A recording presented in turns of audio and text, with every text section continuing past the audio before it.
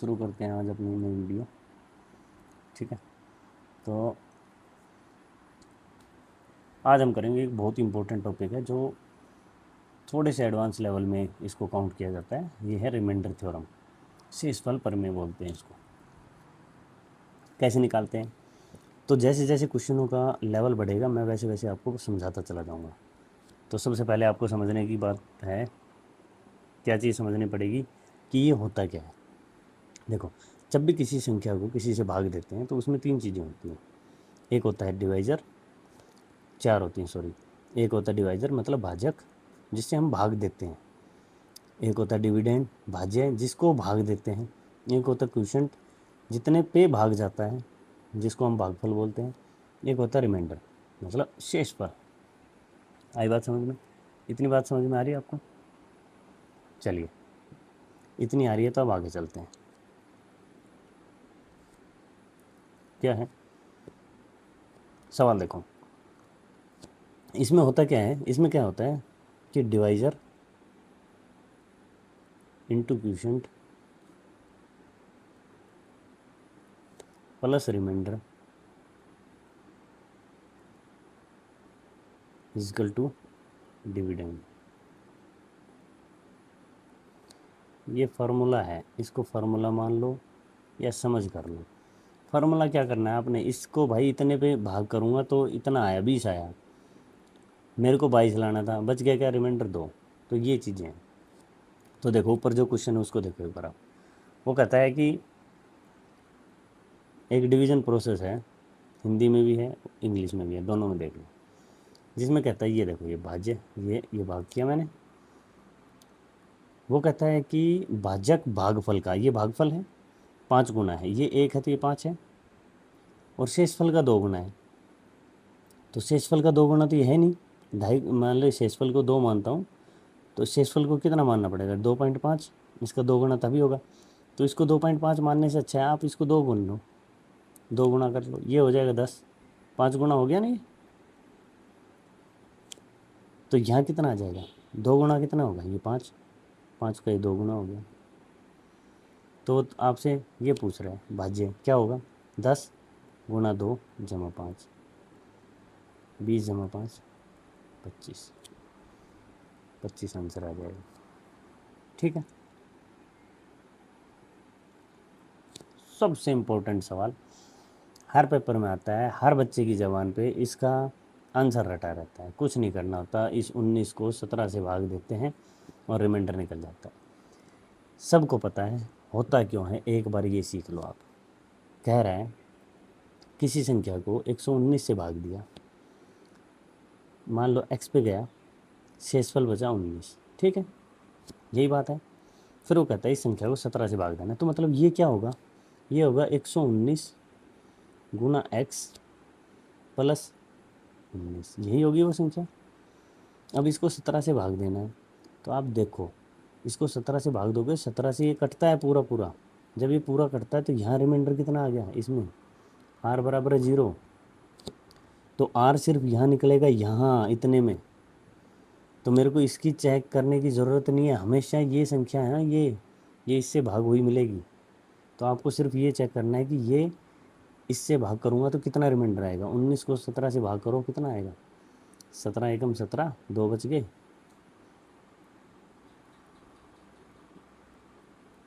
शेषफल कितना आ गया? 2। तो डायरेक्ट जब ऐसा सवाल आएगा, डायरेक्ट क्या करना है, इसको इससे भाग करके देखना है, आपका शेषफल आ कितना आया? 2। सबसे इम्पोर्टेंट सवाल है, पेपर में मिलेगा और सिर्फ हर बच्चे को आता है। ये क्यों होता है मैंने बता दिया। चलो वही पिछला क्वेश्चन, भाजक भागफल का। ये लो, भाजक, भाजक मतलब डिवाइज़र, भागफल का इसका 7 गुना है, ये 1 तो ये 7, और रिमाइंडर का 3 गुना है, ये 3। तो यदि मैं इसको 3 कर लूँ तो ये कितना हो जाएगा? 7 गुना 3, इसको 3 गुना किया, ये भी 3 गुना हो जाएगा। ये कितना होगा? 21। देखो 7 गुना है और ये 3, तो ये कितना हो गया? ये 7 गुना हो गया। तो अब ये कितना आ जाएगा? इसको कितना ले लें? 7 ले लो, ये कितना आ गया, 3 गुना आ गया। वही बात कह रहा हूँ, इसका 3 गुना है, इसका 7 गुना है। इफ क्वोशिएंट इज 12, मतलब इसको कह रहा है कि ये 12 है, डिविडेंड निकालना है, ये निकालना है। तो पहले तो आप इसको उससे निकाल लो, 21 गुना 3 जमा 7, 63 जमा 7, 70। यूनिट में निकालूँ तो मेरा ये 70 यूनिट आना चाहिए, लेकिन वो कह रहा है कि इसकी एक्चुअल वैल्यू 12 है। तो इसकी एक्चुअल वैल्यू निकालो, तो 3 की वैल्यू कितनी है, 12, 1 की कितनी होगी, 12/3, और 70 की गुना 70।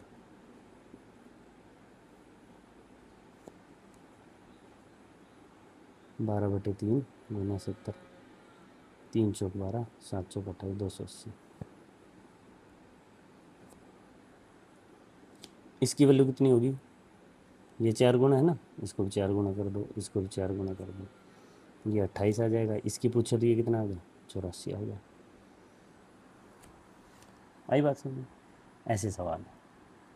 ये वही संख्या 252 से यदि भाग किया तो 55 आया, 21 से भाग करेंगे तो क्या आएगा। अब देखिए 252 है ना, इससे भाग हो जाएगा, इसको भाग करके देख लिया करो ना, करने की ज़रूरत नहीं है वैसे, मैं बता रहा हूँ आपको। 21 से कम 21, 30 दूनी 42। चलिए भाग हो गया, तो यहाँ तो रिमाइंडर 55 को देखना है मेरे को। 21 दूनी 42, 13 बच गया।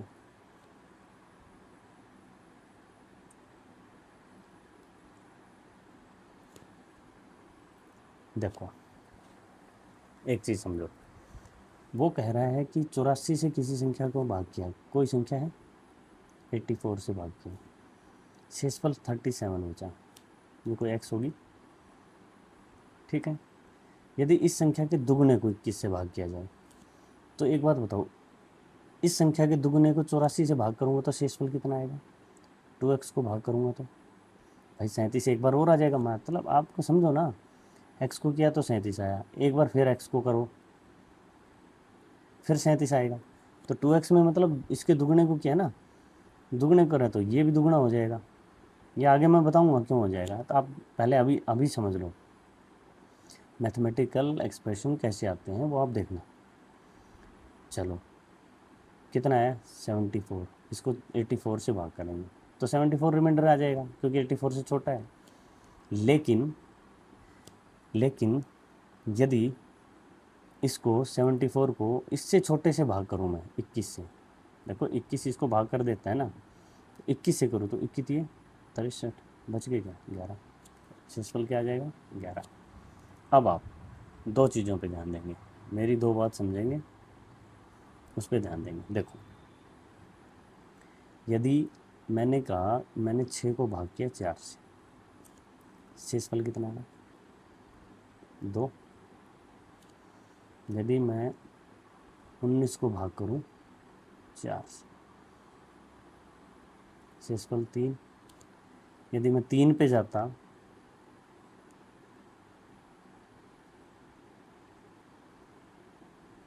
शेषफल कितना था, 7। यदि मैं 2 पे जाता हूँ शेषफल कितना था, 11। आप समझ रहे हो, शेषफल का मतलब देखो आप एक क्या चीज़ हुई है, देखो यहाँ ये 3 से 7 पे गया है, प्लस 4 जुड़े हैं, यही जुड़ा है, यही जुड़ा है, यही जुड़ा है, और ये 1 गुना कम हुआ है, देखो ये 1 गुना कम हो गया ना यहाँ। फिर आगे 7 से 11 पे गया हूँ, फिर 4 जुड़ा है, क्यों, ये यहाँ से 1 गुना कम हो गया, देखो 3 से 2 पे आ गया, ठीक है। तो आप जैसे जैसे यहाँ इसको क्वोशिएंट को 1 गुना कम करोगे, वैसे वैसे पूरी वो जो डिवाइज़र है वो एक पूरा इसमें ऐड होता चला जाएगा। जैसे मैंने 4 गुना था, मेरे रिमाइंडर 3 था। अब रिमाइंडर कभी भी वैसे तो इससे ज़्यादा आता नहीं है, किससे, डिवाइज़र से ज़्यादा कभी भी रिमाइंडर नहीं आता। क्यों, क्योंकि जब भी इससे ज़्यादा आएगा, देखो ना मैं कह रहा हूँ मैंने 3 पे किया था 7 आता, तो मैंने एक और बढ़ाया, 4 पे किया 3 आया, अब इससे नीचे नहीं जाएगा, क्योंकि इसका तो एक बार और सॉल्यूशन है, एक बार और कर सकते हैं इसको हम, लेकिन यहाँ पे नहीं है। अब ये 3 आ गया, इससे छोटा है, तो ये शेषफल यही है। लेकिन अपनी कैलकुलेशन को आसान बनाने के लिए हम ऐसा कुछ कर लेते हैं। तो आप समझो अभी एक बात, जो मैंने चीज़ समझाई वो समझ में आनी चाहिए आपको। क्या मैं जो समझाना चाह रहा हूँ, जो मैं पीछे करके आया हूँ, वो चीज़ समझ में आनी चाहिए। क्या है वो? देखो, यदि मैंने कहा कि मैं किसी संख्या को, जैसे मैंने 5 को 4 से भाग किया, शेषफल क्या है? 1। मैंने 6 को 4 से भाग किया, शेषफल क्या है? 2। मैंने 5 जमा 4 को 4 से भाग किया, शेषफल देखो क्या आएगा? 1 जमा 2, यही आएगा। तो 5 और 6 है ना, ये क्या हुआ? 11। 11 को भाग करो 4 से, 4 दूनी 8, बचा कितना? तो शेषफल वो आया जो ये शेषफल था। यदि इन दोनों को जोड़ूंगा तो इन दोनों को जोड़ दो, शेषफल इन दोनों को जोड़ के सीधा 4 से भाग कर दो, शेषफल वही आएगा। यदि इन दोनों को जोड़ के बोल रहे हैं ना सवाल में, तो इन दोनों को जोड़ दो। अब देखो एक और सवाल देखो, यही समझा देता हूँ मैं तुम्हें। ये आगे समझाने थे मेरे को, लेकिन मैं अभी हल्का से एक ओवरव्यू दे के चलता हूँ आपको। वो आपसे बोले कि 5 के स्क्वायर को 4 से भाग करेंगे तो शेषफल क्या आएगा? देखो, मैंने 4 को 5 से भाग किया, शेषफल 1 आया। तो यदि मैं इसके स्क्वायर को भाग करूँगा तो इसके स्क्वायर को भी ले लो, 1 के स्क्वायर को 4 से भाग करो, शेषफल 1 ही आएगा। देखो 25 को मैंने 4 से भाग किया, 4 6 24, 1 आ गया। यदि मैं इसके स्क्वायर को करता हूँ तो इसका जो शेषफल बचा है 2, उसका भी स्क्वायर हो जाएगा। मतलब 6 का स्क्वायर यदि मैं भाग करूँ 4 से, तो रिमाइंडर कितना था? 2 का स्क्वायर आ जाएगा, मतलब रिमाइंडर 0 आ जाएगा, भाग हो जाएगा ना। तो यहाँ भी ये हो जाएगा। देखो 36 4 से भाग होता है? होता है। आप कहोगे सर आपने तो इवन नंबर ले लिया। अरे कुछ भी ले लो आप, फ़र्क नहीं पड़ता इवन नंबर से।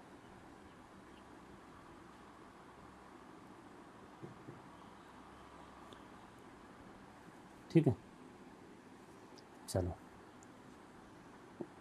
आगे चलो। ये कर लोगे आप, सेम वही है। एक n को 65 से भाग किया, शेषफल ये आया। n को, अब देखो कोई संख्या n 65 से भाग किया, वही है सवाल। शेषफल आया 29। अब इसको 13 से किया, 13 देखो 65 से भाग हो रहा है, तो सिर्फ इसको चेक कर लो। 29 को भाग करो 13 से, 13 दूनी 26, बचा कितना? 3।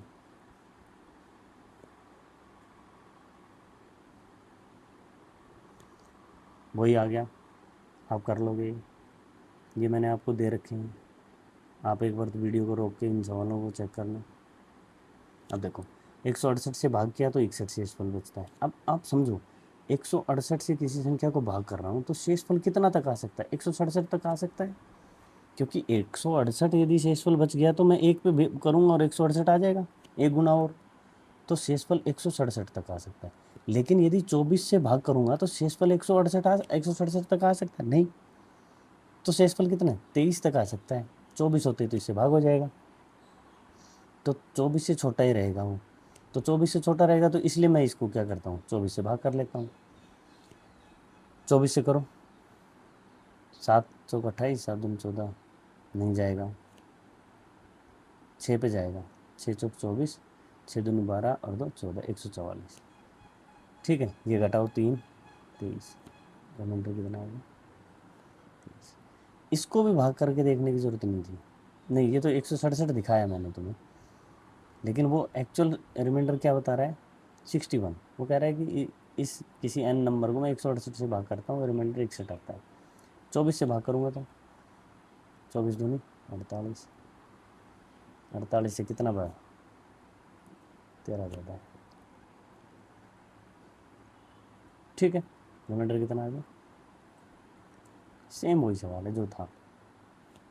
132 से भाग किया पर 50 बचता है, वर्ग को मतलब शेषफल जो बचा है उसका वर्ग कर दो। इसको 11 से भाग करके देख लो, 50 को कितने भाग करो तो 11 चौक 44, कितने बचे? 6 गुना 6, 6 बचा ना, उसका स्क्वायर आ जाएगा। 36 को फिर कर लो, 11 3 33, 3 बच गया। अब आता है आपका सबसे इम्पोर्टेंट पार्ट, कि जो मैं चीज़ पीछे बता के आया हूँ वो होती कैसे है, और मैं आपको समझाता हूँ, वो दिखाता हूँ कि होता क्या है।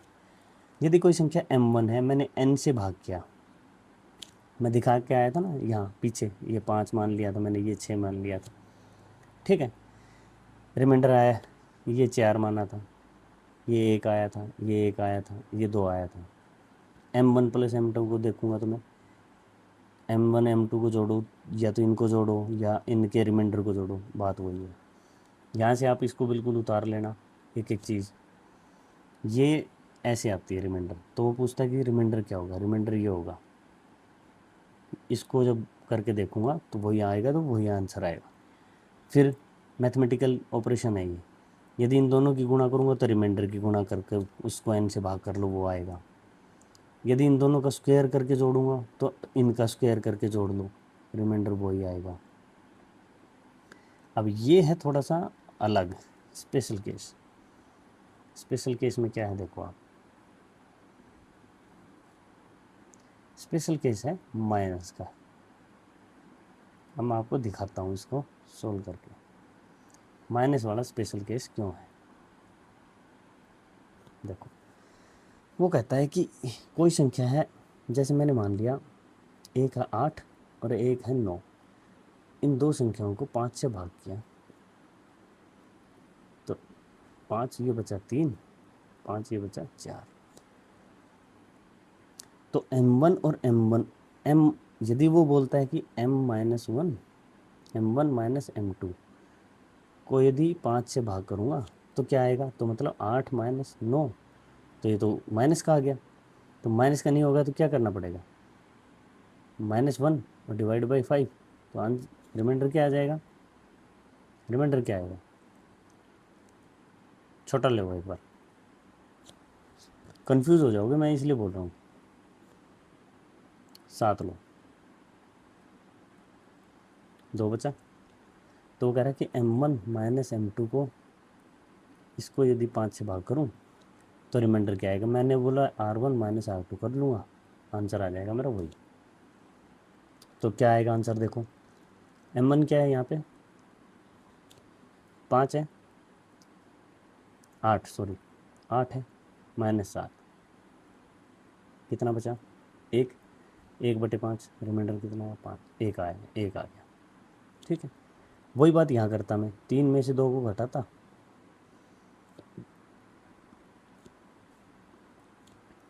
लेकिन जब ये उल्टा हो जाता, जब ये उल्टा हो जाता मतलब ये कि यदि ये बड़ा हो जाता, तब इस सवाल को कैसे सोल्व करते हैं। तो उल्टा होता है तो क्या होता है, देखो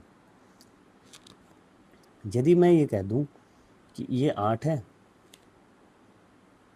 और ये 9 है, इसको 5 से भाग किया, ठीक है, यहाँ 3 बचा, यहाँ 4 बचा। m1 माइनस m2 बोल रहा है कि यदि इन दोनों के माइनस को करूँ तो ये -1 आ गया। रिमाइंडर माइनस कभी होता नहीं होता तो क्या करेंगे, रिमाइंडर कैसे निकलता है, इसको एक्चुअली इस संख्या में जोड़ देंगे, -1 + 5, रिमाइंडर क्या आ गया 4। अब ये रिमाइंडर 4 आया कैसे है, आप समझो। रिमाइंडर 4 नेगेटिव संख्या के जैसे ही नेगेटिव आई उसमें मेरे को ये रिमाइंडर 4 लेना था, तो मैंने रिमाइंडर 4 इसलिए क्यों लिया ये मैं दिखाता हूँ आपको। देखो 5 को एक ऐसी संख्या लो जो 9 से बड़ी हो, जिसमें रिमाइंडर 3 ही आए, कौन सी होगी, 8 आ गया, 8 में 3 आया,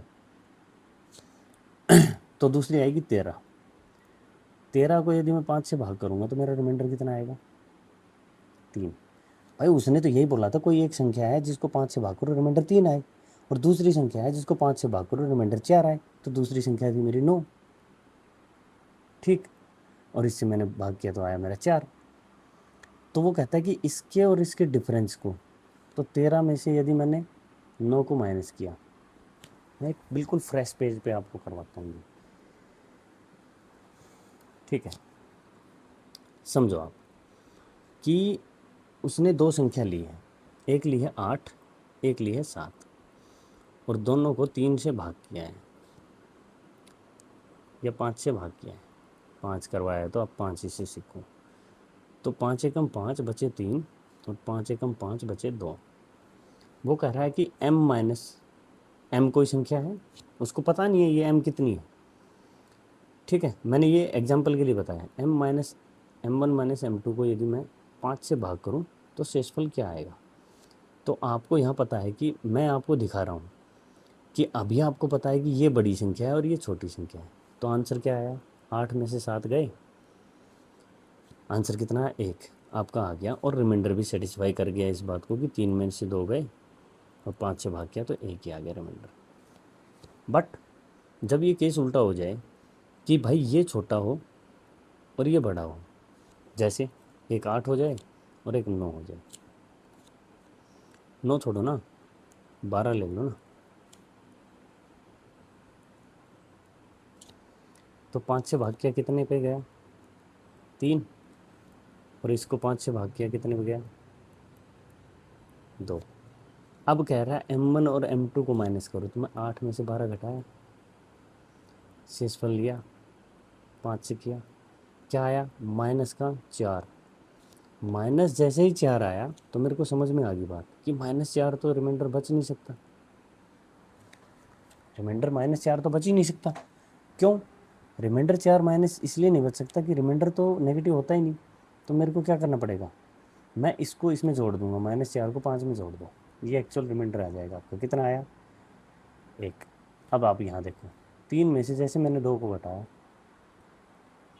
आंसर क्या है, ये दोनों चीज़ें सेटिस्फाई होंगी, समझे। अब M1 M2 में दो चीज़ें उल्टी इसलिए हो जाती हैं कि रिमाइंडर आपके उल्टे इसलिए हो जाते हैं कि आप 2 रिमाइंडर निकलेंगे यहाँ पे, जब भी कंडीशन होगी 2 निकलेंगे, एक नेगेटिव एक पॉजिटिव। तो नेगेटिव जब निकलेगा तो उसको हमेशा उसमें डिवाइज़र में जोड़ दो, वो आपका रिमाइंडर आ जाएगा ओरिजिनल, क्योंकि नेगेटिव रिमाइंडर होता नहीं है। ठीक है, चलो अभी एक एग्जांपल और देता हूँ, मैं इसी चीज़ को समझाता हूँ कि ये क्यों लिया था हमने, आप समझना इसको। ये चीज़ थी। अब आप एक ऐसी संख्या लो 7 से बड़ी जिसका रिमाइंडर 3 ही आए, क्या आएगा 13, और यहाँ 7 है।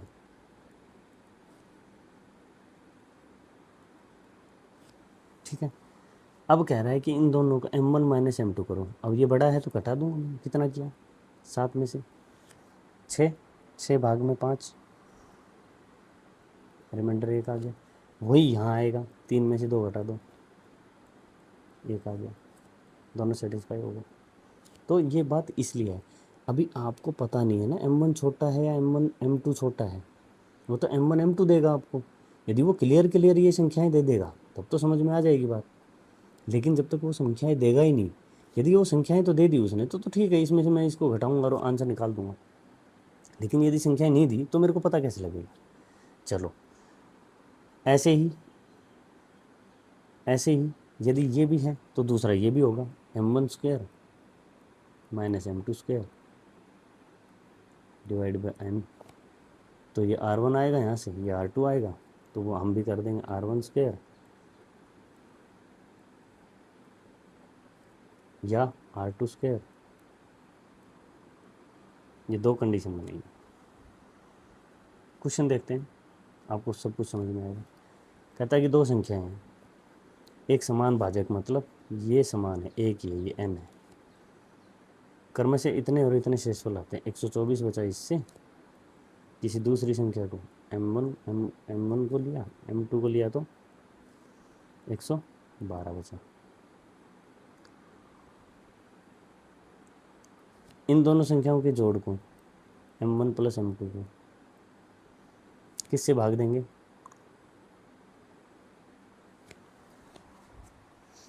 इन दोनों के जोड़ को यदि मैं n से भाग दूं तो मेरा शेषफल क्या आएगा, 124 जमा 112 भाग में n, ये आएगा। ठीक है भाई, 124 n से भाग दिया, वो कह रहा है कि शेषफल 45 बचा। मतलब यार ये है कि ये संख्या जो है ये इन दोनों के जोड़ से छोटी है, यदि ये बड़ी होती तो शेषफल ये दोनों का जोड़ ही बच जाता।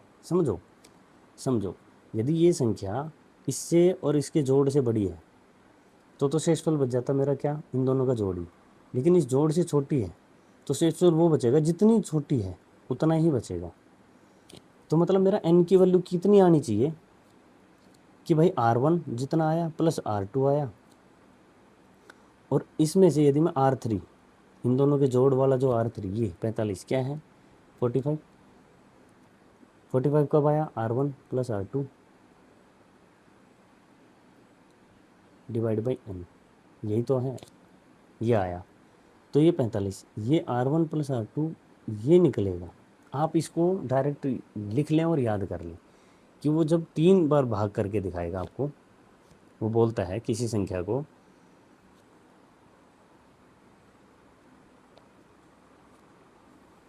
ठीक है, वो ऐसे बोलेगा आपको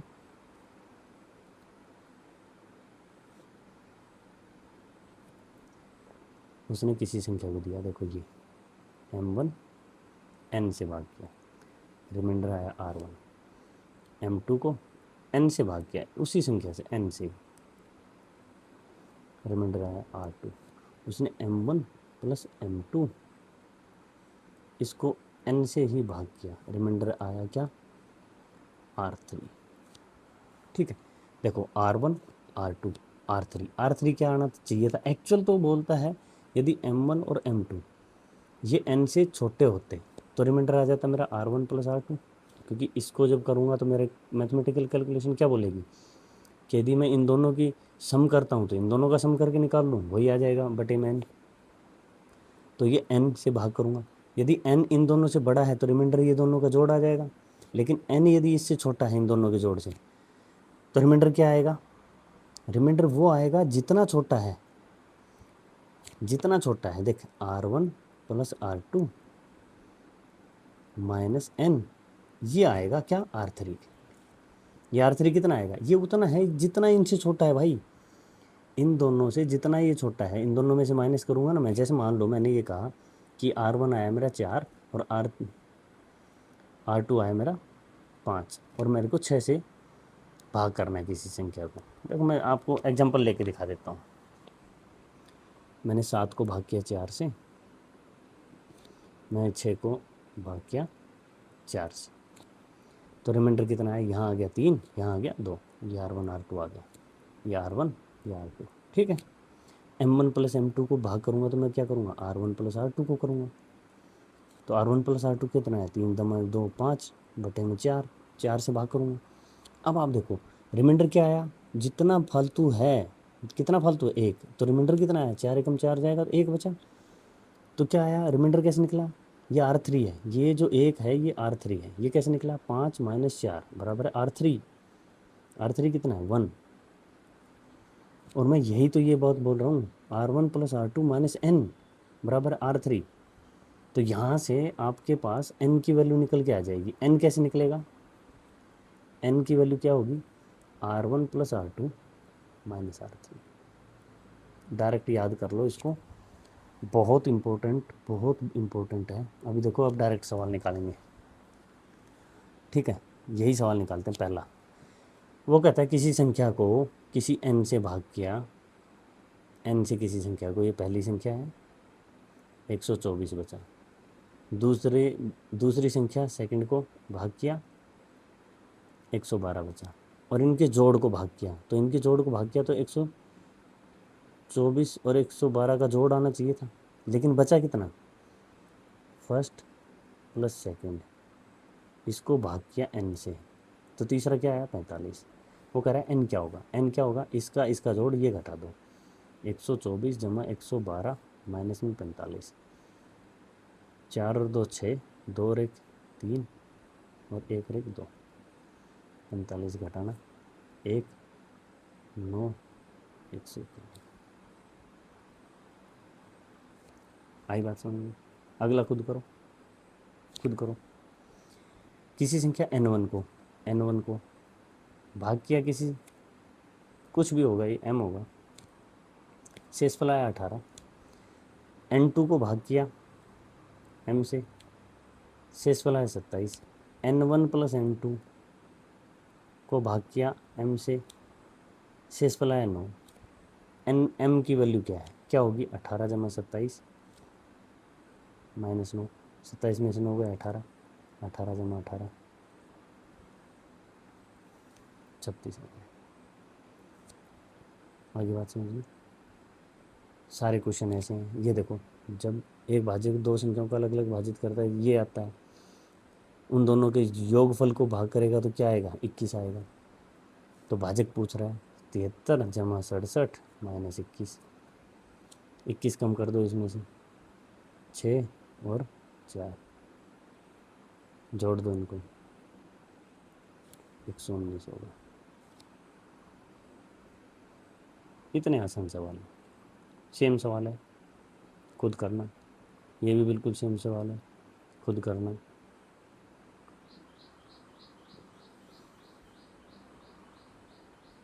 सेम सवाल है, कोई अलग नहीं। योग वाला ही है, सेम है। ये भी वही है, ये भी वही है। तो ये मैंने कुछ आपको क्वेश्चन दिए हैं, ये आप उससे करना। अब आती है टाइप 3। अब देखो, अब वो कहता है कि यदि किसी संख्या को इससे भाग करूं तो शेषफल ये आता है। बी की वैल्यू पूछ रहा है आपसे। आप समझो, ये कोई संख्या है x² + 2bx + 9। मैंने x-1 से भाग किया, शेषफल आया 14। ठीक, शेषफल 14 आया। अब आप समझो, यदि ये संख्या, शेषफल कैसे आएगा, शेषफल तब आएगा जब ये संख्या इसको पूरी पूरी भाग नहीं करेगी, नहीं करेगी। यदि पूरी पूरी भाग कर देगी तो शेषफल 0 आ जाएगा।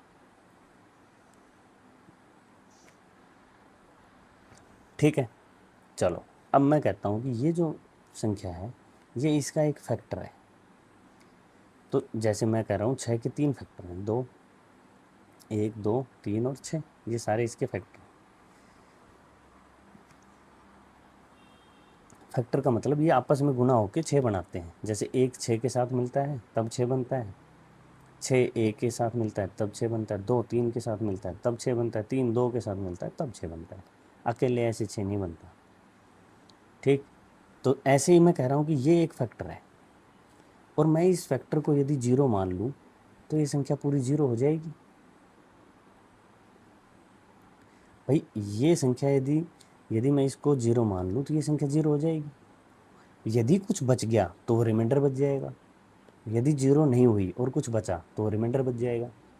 समझो, ये यदि फैक्टर 0 है तो ये पूरी संख्या 0 है, यदि ये इसका फैक्टर है तो, और यदि फैक्टर नहीं है तो कोई ना कोई चीज़ का रिमाइंडर बचेगा। सिंपल सी बात है। मैं कह रहा हूँ यदि ये इसका फैक्टर है तो 0 हो जाएगा, यदि ये 0 तो ये भी 0, और यदि ये फैक्टर 0, यदि ये फैक्टर है नहीं है तो ये 0 नहीं बचेगा, तो जो बचेगा वो रिमाइंडर होगा। तो कैसे करेंगे, आपने कुछ नहीं करना, आपने यहाँ पे जिस संख्या से भाग कर रहे हो उसको 0 के इक्वल रख देना है। मान लेना इसको x-1 बराबर है 0, तो यहाँ से x की वैल्यू निकल के आ जाएगी 1, बराबर की साइड गया ना। अब x की वैल्यू को यदि मैं इसमें पुट करूँगा तो वो कह रहा है शेषफल 14 बचेगा, तो 14 के बराबर रख दो भाई। इसको भाग किया, तो यदि x को मैं 1 रखूँ और इसको 14 के इक्वल रख दो तो मेरी b की वैल्यू आ जाएगी। देखो x² 2bx + 9 बराबर है 14। अब इसको 14 के इक्वल तब है जब मैं x को 1 रखूँगा। ठीक है, x को 1 रखो, x को 1 रखा 1, 2b x की वैल्यू 1 + 9 बराबर है, ये 14 के इक्वल आ गया। रिमाइंडर बचा है, ये बचा है ना कुछ, तो ये बचा है कि क्या है, रिमाइंडर है, क्योंकि ये इसका फैक्टर नहीं है। फैक्टर होता तो ये इसको पूरा पूरा भाग करता, लेकिन पूरा पूरा भाग नहीं किया, कुछ शेष बचा, वो क्या है, रिमाइंडर। तो यहाँ इसको मैं जोड़ूंगा 2b + 10 = 14, 2b = 14 - 10। देखो ये बेसिक जो करवाए थे ना वो यहाँ काम आएंगे आपके। 2b = 4 और b की वैल्यू क्या आएगी, 4/2, b की वैल्यू आ जाएगी 2। आई बात समझ में, बहुत इंपॉर्टेंट सवाल है, पेपर में आता है। किसी संख्या को इससे भाग करो शेषफल ये बचता है तो k का मान ज्ञात करो। भाई x को मैं मान लिया इसका फैक्टर है, x-2 बराबर है 0, x की वैल्यू आ गई 2, 2 पुट कर दो इसमें, 3 2 की पावर 2 जमा k × 2 जमा 10 बराबर है, शेषफल बचा 4k। ठीक है, 3 गुना में 4, 4 3 12 जमा 2k जमा 10 बराबर है 4k। k को उस साइड ले जाओ, 12 और 10 22 बराबर है 4k माइनस 2k बराबर है 2k। के की वैल्यू निकालो, ये 2 यहाँ नीचे आ जाएगा 22/2।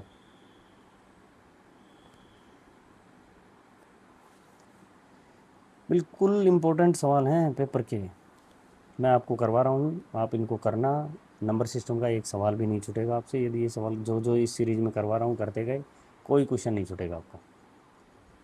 एक्स को वही x-2 को 0 पुट करो, एक्स की वैल्यू आ गई 2, ये 2 वैल्यू इसमें पुट करो, वही 2k है, वो वहाँ 4k थे, यहाँ 2k दे रखा है, वही है। b का मान निकालना है, x-3 इसका फैक्टर मानो, इसको x-3 को 0 रखो, x की वैल्यू आ गई 3, 3 को इसमें पुट करो x की जगह, सोल्व करो और इसको 19 के इक्वल रखो। सेम सवाल ये है, शेषफल 8 प्राप्त होता है, 8 रखोगे जैसे ही, मैं करवा देता हूँ। x बराबर है x-1 बराबर है 0, x बराबर है 1, 1 का क्यूब जमा के x मतलब 1 का square minus 4x into 1 plus 6 बराबर है 8, 1 प्लस के माइनस 4 प्लस 6 बराबर 8 के। ये तीनों, इन तीनों को सोल्व करो, 6 और 1 7 में 4 गए 3,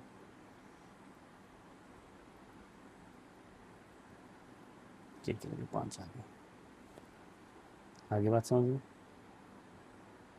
सेम सवाल ये है, x की वैल्यू 2 पुट करो, सोल्व करो, x की वैल्यू 4 पुट करो, सोल्व करो। मैंने बहुत क्वेश्चन दिए हैं, सवालों को चेक करते रहो, देखो, खुद से सोल्व करो, आंसर निकालो। x की वैल्यू 1 पुट करो, सोल्व करो, 7 के इक्वल रखो। x की वैल्यू 3 रखो, 3 पुट करो इस इक्वेशन में, x की वैल्यू 3 पुट करो, x-3 बराबर है 0 लेके x की वैल्यू आ गई 3, और इस 3 की वैल्यू इसमें पुट करो और इसको किसके इक्वल रखो, 5 b के, आपकी b की वैल्यू निकल के आ जाएगी। तो ये था आज का हमारा बहुत इम्पोर्टेंट और बहुत ही इंटरेस्टिंग टॉपिक, रिमाइंडर थ्योरम के कुछ तरीके थे। ये आपने अच्छे से करना है पेपर में, बहुत जैसे ही थोड़ा सा पेपर का लेवल अप होगा ये सवाल मिलेंगे आपको, फिर नहीं मिलेंगे आपको कि रैशनल इरेशनल क्या है, ये नहीं मिलेंगे, फिर आपको डायरेक्टली मिलेंगे। तो यहाँ आज अपनी क्लास को ख़त्म करते हैं, ठीक है, कल मिलते हैं इसी उत्साह और उमंग के साथ। जय हिंद, जय भारत।